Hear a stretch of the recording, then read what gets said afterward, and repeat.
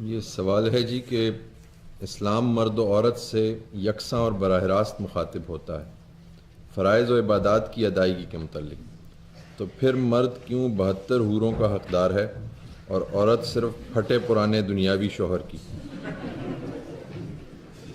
پھٹے پرانے دنیاوی شوہر کو یہی رکھ لیتے ہیں۔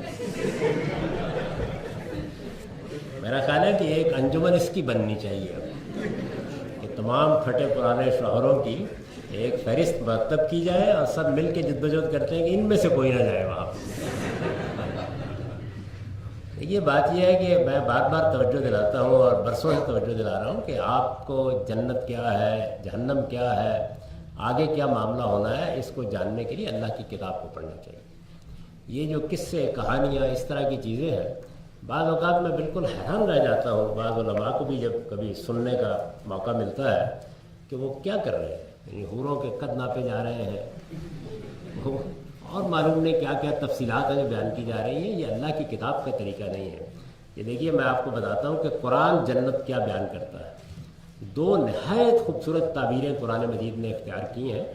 تفصیل تو کبھی کبھی جب لوگ دنیا میں غلطان ہوتے ہیں، یعنی وہ کہتا ہے آؤ اس دنیا کی طرف جو موت کے بعد شروع ہونے والی ہے، تو لوگ دنیا کو، اس دنیا کو چھوڑ کر اس کی بات سننے کے لیے تیار نہیں ہوتے۔ اس وقت وہ تفصیل کرتا ہے، ورنہ اس کی اپنی تصویر کیا ہے؟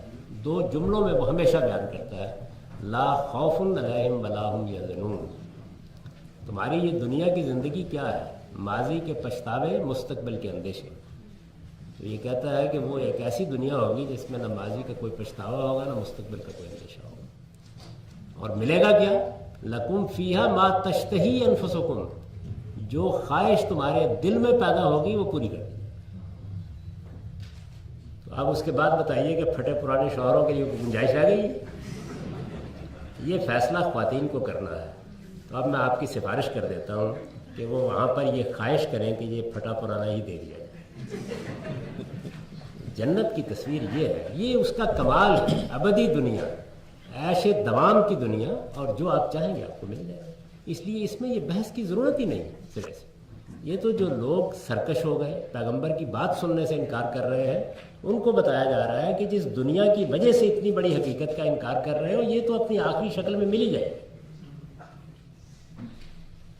تو غامدی صاحب، یہ اس سے ملتا جلتا سوال ہے کہ حور کا مطلب آپ آہو چشم بتاتے ہیں، تو اس کی کیا پھر؟ یعنی مطلب آپ کی تسلی ابھی بھی نہیں ہوئی؟ سوال کرنے کی سوال یہی ہے۔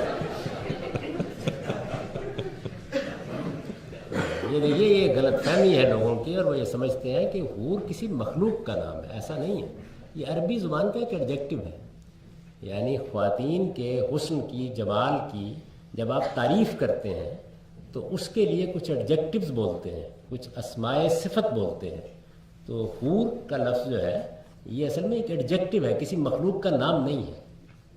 اس کو بہت اچھی طرح سمجھیں۔ قرآن نے اور بھی بڑے ایڈجیکٹوز استعمال کیے ہیں جن کے مختلف معنی ہیں۔ آہو چشم بھی استعمال کیا ہے، گوریاں بھی استعمال کیا ہے، اور بھی بہت سے کیے ہیں۔ تو یہ ایک صفت ہے جو عورت کی بیان کی ہے قرآن مجید نے۔ یہ کسی الگ مخلوق کا نام نہیں ہے۔ یہ غلط فہمی دور کر رہے ہیں۔ شکریہ۔ اب خواتین کہیں کہ اچھا ہوا مرد بھی محروم ہوا۔